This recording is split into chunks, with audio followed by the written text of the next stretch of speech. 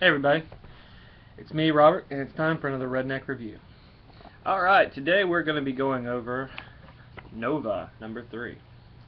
Alright, as you all know, this particular comic is written by Jeff Loeb and Daxter Vines. Alright, this is chapter 3, Train.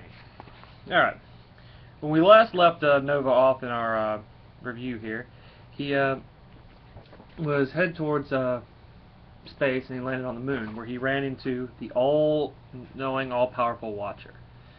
So the moon, 3 seconds later, from his perspective, hello, Mr. Man in the moon. Hi, oh, on a day of freaky stuff, you're not quite the freakiest, but I want you to know that I didn't mean to bump into your foot, I mean, do you speak English? Do you speak, he asks. Say something. And he just points to the side. It points right at him. Yeah. We see. Yeah, he's looking at in this little picture. He's like, "What are you looking at? What are you talking about?" And we see him. Looking in the Watcher's eyes. Kind of homophobic right here. I would be, this big giant guy. Anyway, I see, he looks into his eyes and he goes, oh good, his eyes start revealing all these ships coming this way. I think it's just foreshadowing something. So Nova looks at it and goes, is that what you see out there? What's that mean? Are those spaceship things coming here? Is that bad? Is that good? Why are you telling me this? You don't even know me.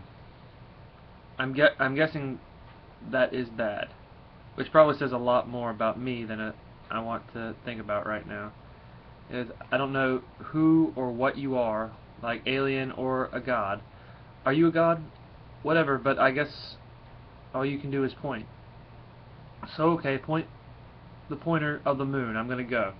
I guess find help or something, or tell the Avengers, which I've got no idea how to do.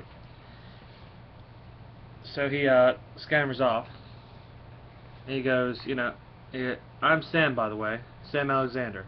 I don't know if you know if I was supposed to tell you that, but somehow I think you already knew.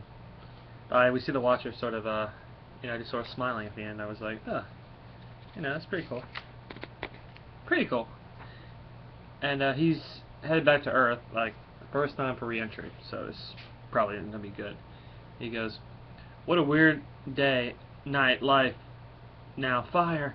Yeah, I'm on fire, and it doesn't hurt at all. So he's just learned how to come back into the atmosphere. And he goes, that's just kind of awesome, but gotta concentrate.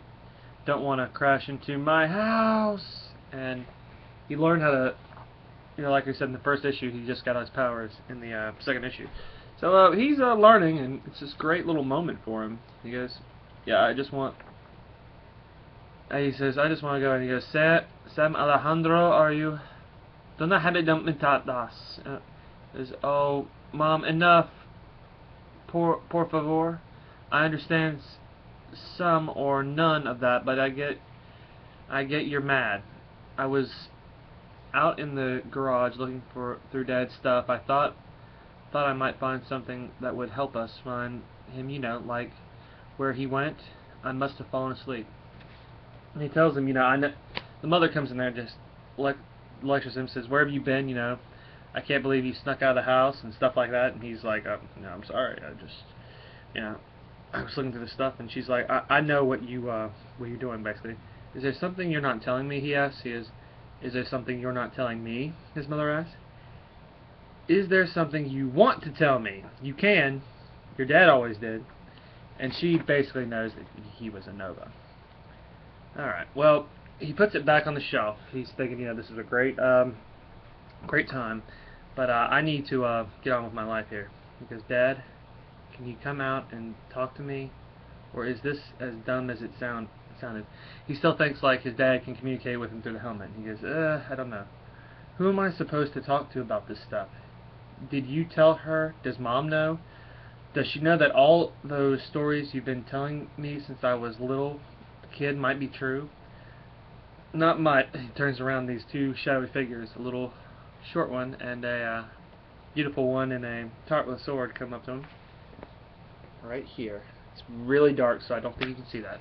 But anyway, he goes, oh my God, I'm like, oh my God, your father was a great man, Sam, and maybe with a little help, you could be too. And this just really makes Rocket laugh. He goes, ha ha ha, I can't even say with a straight face. He goes, Rocket, sorry, I can't help it. You. He goes, you raccoon.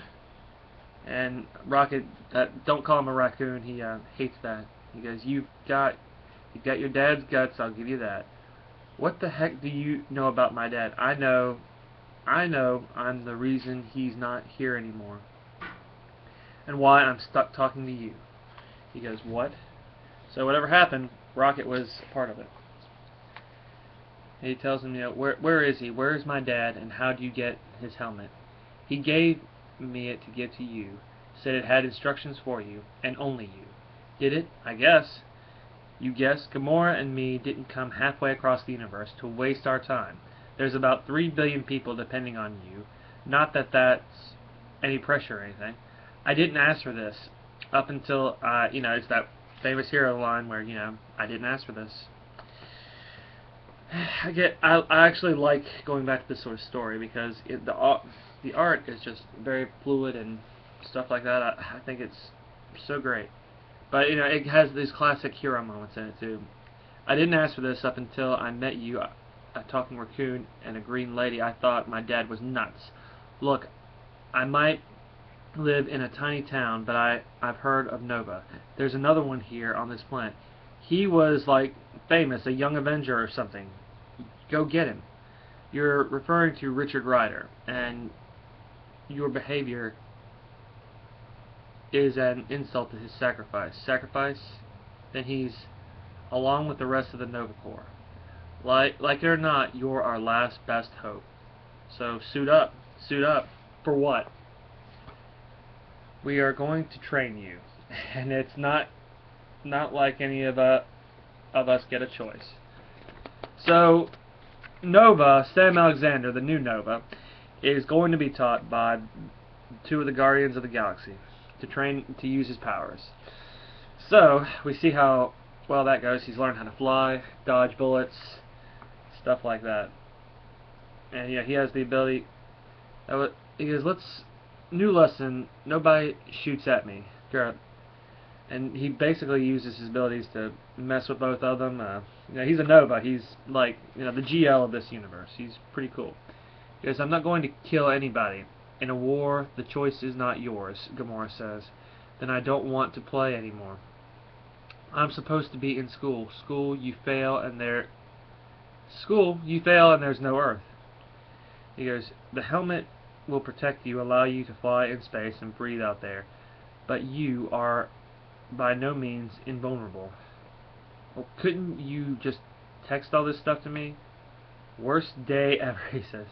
Do you think we believe in you? We don't. But your father did, and for now, that's going to have to be enough. So they're telling me, look, we don't have any illusions. We think you're going to die. 2 of the Guardians tell him that. But, your father did, and we respected him. He was a Nova. He's a Nova we respected. Okay, stop. Enough. You proved your point, Deadly Green Assassin Lady and Talking Raccoon. Can kick my butt.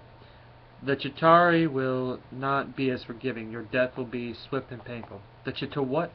If you've ever seen the Avengers movie, and the Chitauri are the basic villains in that movie, other than Loki. So this is their introduction into the standard Marvel universe, where, as before, we only had them in the Ultimate Universe, which they look a lot better in the Now universe than they did in the other one. Well, the Chitauri are an alien race that lives to exist for war. They are why we came for you. Why your father and I in turn why he had to resort to you.